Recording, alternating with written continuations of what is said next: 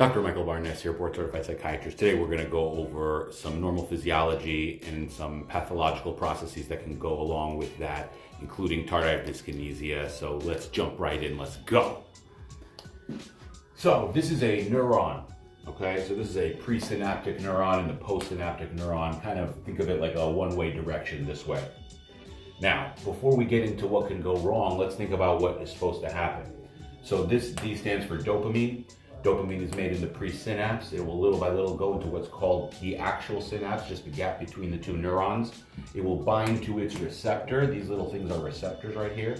And once dopamine starts, it will go and do what dopamine does. So that's normal physiology. You have to kind of understand that neuropathway first. Now, what happens is our antipsychotics are, for the most part, dopamine blockers, D2 blockers, except for a couple of them. So what does that mean?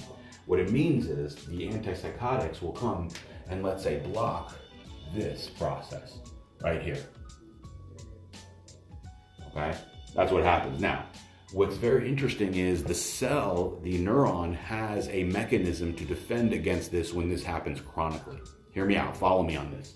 So when this happens chronically, the presynaptic neuron thinks it does not have enough of dopamine receptors because they're not working.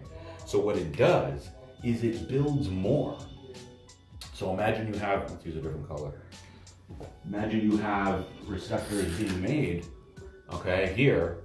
Actually, this neuron, this neuron thinks it doesn't have enough. So what it does, it will bring some to the surface. Does that make sense? It will say, oh, we must not have enough. Let's bring more to the surface. This has a specific name, okay? And this is called upregulation. And this is involved in what's called tardive dyskinesia, which I'll write over here. Tardive dyskinesia.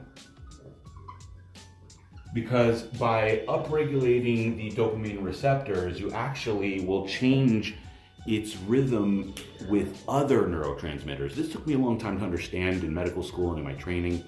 Dopamine will downstream impact many other neurotransmitters, including acetylcholine, serotonin, and in this specific case, even GABA.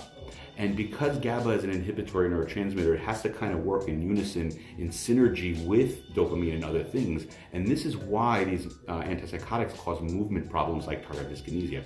What is it? It's kind of like a localized movement in certain areas, usually the mouth, lips, tongue area, kind of like a writhing type movement.